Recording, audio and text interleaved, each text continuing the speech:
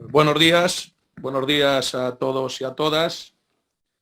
En primer lugar, pues agradecer a CaixaForum que nos permite estar en este magnífico lugar celebrando estas jornadas, al Consejo Andaluz de Relaciones Laborales y a su presidente, Ángel, por la invitación y felicitaros por estas magníficas jornadas que no sé si darán mucha luz o menos luz a la situación que tenemos una vez aprobada la reforma.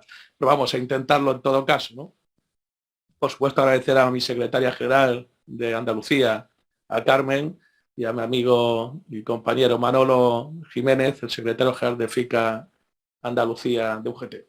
Y al resto de los que estáis aquí y los que nos estáis siguiendo a través de streaming de Internet. Bueno, esta es una reforma que se enmarca en dos elementos que para la UGT, para nosotros, son fundamentales. El contenido de la reforma y el continente de la reforma. Quiero empezar por el continente. El continente me atrevo a catalogarlo como histórico. Es la primera vez en nuestra opinión, no es en nuestra opinión, yo creo que es un hecho constatado, que una reforma laboral viene avalada, apoyada, amparada por la firma de CEO y CEPIME, de UGT, de comisiones y del gobierno. Esto es un hecho histórico, ha habido algún acuerdo donde hubieron unos y otros, pero esta reforma conlleva ese elemento fundamental que le da un valor para nosotros histórico. Y luego, pues, el contenido de la reforma, que también, por primera vez, en nuestra opinión, es una reforma que no reduce derechos, que no detrae derechos a los trabajadores y las trabajadoras. Todas las reformas, todas, desde el año 80, que se han ido produciendo en el Estatuto de los Trabajadores, todas han sido reformas para reducir derechos, para ir dejando un estatuto de los trabajadores anoréxico desde el punto de vista de la protección de los trabajadores y las trabajadoras de nuestro país. Esta no es esa reforma. Esta es una reforma que recupera derechos, que es verdad tampoco era muy difícil, porque después de la del 2012, que fue mi querido secretario general, el compañero Cándido, lo define muy bien en algunas ocasiones, que esta reforma del 2012, la patronal fue a esa reforma, que fue unilateral, por cierto, a comprar una bandeja de pasteles y se trajo la pastelería entera. Dijo el señor Rajoy: ahí tienen ustedes la pastelería, gestionen la pastelería. Y claro, pues ahora es difícil llegar a buscar un encuentro donde nosotros no queremos quedarnos con la pastelería, no queríamos un traspaso de la pastelería, queríamos que hubiera un equilibrio, y creemos que esto se ha conseguido sin que nadie se sienta perdedor, sin que nadie se sienta ganador, que creemos que son los elementos fundamentales. Y luego, pues, tiene un contexto esta reforma también, que ya lo ha comentado Maricruz, que se enmarca en un proceso de diálogo social exitoso. El 28 de diciembre aprobaba el Gobierno de España el Real Decreto 32/21, y ese mismo día, pues, el periódico El País publicaba un artículo que firmaba este que os habla, que titulaba como "El triunfo del diálogo social". El triunfo del diálogo social que viene de un proceso de acuerdos inéditos, históricos, los 6 acuerdos sociales en defensa del empleo, el acuerdo sobre la reforma de las pensiones, un acuerdo que es también revolucionario, que es un acuerdo que deroga en su totalidad la reforma de las pensiones del 2013 del Partido Popular, que recupera la capacidad adquisitiva para los pensionistas de nuestro país, que garantiza las pensiones presentes y futuras para toda esta grandísima generación del baby boom, que derogó el factor de sostenibilidad famoso, que nada más que era un instrumento para empequeñecer, devaluar las pensiones según se fueran incorporando la generación del baby boom, y además, pues, consiguió que todos esos gastos impropios de la seguridad social se sufraguen con presupuestos generales del Estado, de tal manera que este año ya 20.000 millones de euros pues, se van a sufragar con presupuestos reales y no con cuotas a la seguridad social.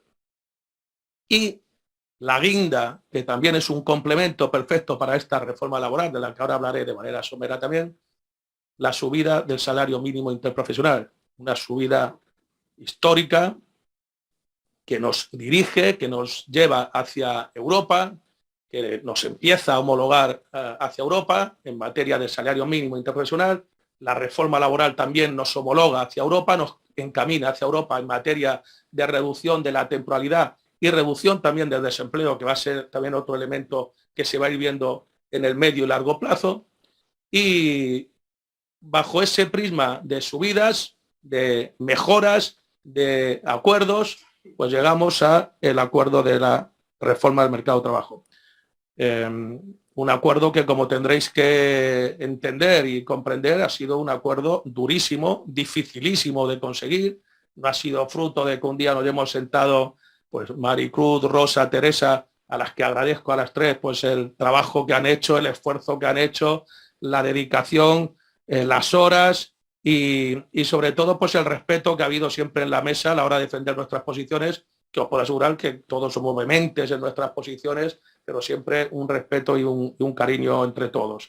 Pues en ese contexto hemos conseguido ese acuerdo de la reforma laboral, fruto de un trabajo de 9 meses, de muchísimo esfuerzo, como decía Maricruz, de algunos momentos de muchísima tensión y de casi ruptura. El 42, que el profesor Sempere, el magistrado Sempere, hablaba de él con sus dificultades para poder interpretar. Bueno, pues es verdad, es verdad. O sea, fue uno de los elementos que estuvo a punto de hacer reventar el acuerdo, pero todos y todas en la mesa, empezando por el gobierno, al que también quiero agradecer su esfuerzo permanente en la búsqueda de un acuerdo, también estaban obligados, también tenían una obligación porque Europa nos demandaba un acuerdo y dependían muchísimos miles de millones de euros de esos fondos europeos el que hubiera o no hubiera un acuerdo. Eso también es un elemento impulsor de esta reforma y de este acuerdo. Pero siempre ha habido un talante por parte del gobierno de jugar un papel neutro, jugar un papel conciliador, de acercar posiciones, que yo creo que ha sido muy, muy positivo. Pues en este contexto, pues el día de autos, el día 22 de diciembre, pues nos encontramos pues que casi se rompe por el 42. El 42 fue un momento de mucha tensión, que como decía el profesor, pues ahora tenemos un niño que acaba de nacer, que hay que proteger muchísimo. Esta reforma tiene que estar protegida primero por los que la van a analizar y estudiar, los catedráticos y profesores de Derecho, que tienen que hacer su análisis y a los que yo les pido generosidad. Que yo ya he visto algunos artículos que me parecen bastante injustos a la hora de analizar la reforma y más pues viniendo a veces de profesores que se llaman progresistas, ¿no? Un poco lo que nos pasó también en el Congreso de Diputados con aquellos que se llaman de izquierda que votaron en contra de esta reforma. Luego, pues se tiene que proteger esta reforma también por la Inspección de Trabajo, a la que reiteradamente hemos pedido más medios, más recursos, porque si hacemos una ley de circulación buenísima, pero no tenemos Guardia Civil ni medios para la Guardia Civil para que se cumpla esa ley de circulación, pues se irá produciéndose un espacio de mucha pérdida en términos de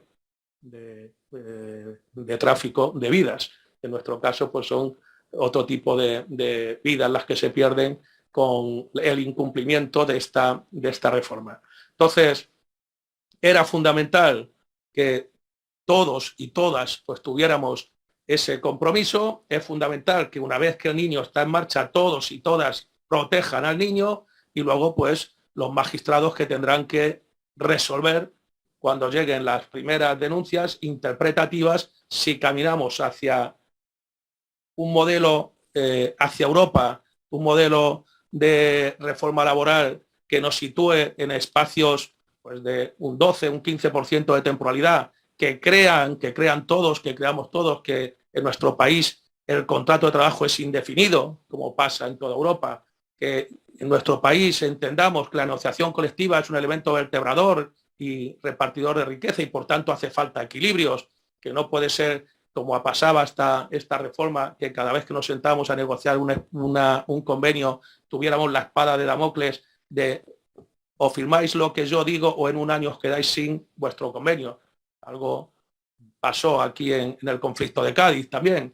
Bueno, por supuesto que era fundamental para nosotros y hubiera sido suficiente esa firma de la UGT solamente con recuperar el equilibrio de la negociación colectiva, pero es que esta reforma introduce elementos que para mí son históricos, la reducción de la temporalidad, que ya en este mes el 32% o 31% de empleo estable es algo histórico.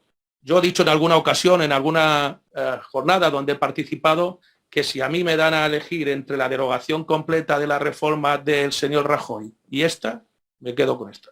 Alguien dirá, joder, pero si la otra hablaba de despidos, que yo seguiré hablando de despidos, pero es que yo no quiero volver al 11, ni al 10, ni al 9, ni al 8, ni al 7, ni al 6 en materia de temporalidad. Es que la temporalidad en este país, el 95% de los contratos que se han hecho, sea en ciclo alto o en ciclo bajo económico, con 8, 7, 10 millones de parados, o 3, o 2, o 5, el momento más bajo de desempleo fue en el 2007 con Zapatero, el más alto en el 2013 con el señor Rajoy, y en todos esos años el 95% de los contratos que hacían en este país eran temporales. 95%, millones y millones de contratos. El contrato de obra y servicio, evidentemente, era un contrato que era, en la mayoría de los casos, fraudulentos y abusivo. Ese ha desaparecido ya del mercado de trabajo. Bueno, nosotros creemos que es una reforma que tiene elementos importantísimos. El contrato de obra y servicio, el contrato fijo discontinuo tiene que ser la estrella, o pretendemos nosotros, los que hemos hecho esta reforma, que sea la estrella en el futuro del mercado de trabajo. Ya lo veremos. También el profesor ha presentado y ha puesto encima de la mesa sus dudas, que también nosotros tenemos, pero pretendemos que dentro de 6, 7, 8 meses, un año, este país sea un país donde nuestros hijos y nuestras hijas, que son los que han sufrido y sufren la temporalidad permanentemente, 1 de cada 3 trabajadores de nuestro país estaba sometido a millones de contratos permanentes. Millones de trabajadores tenían millones de contratos. 1 de cada 3 sabía que su vida era la temporalidad. Y esos son la generación más preparada, más formada, más cualificada de la historia de nuestro país, que muchos han tenido que emigrar y otros pues simplemente saber que su vida es una vida de temporalidad, de precariedad. Y evidentemente con esta reforma lo que pretendemos es recuperar para nuestros hijos y para nuestras hijas un futuro de estabilidad. Como supongo que me he pasado algo de tiempo, pues quedo a vuestra disposición para que me preguntéis lo que consideréis. Muchas gracias.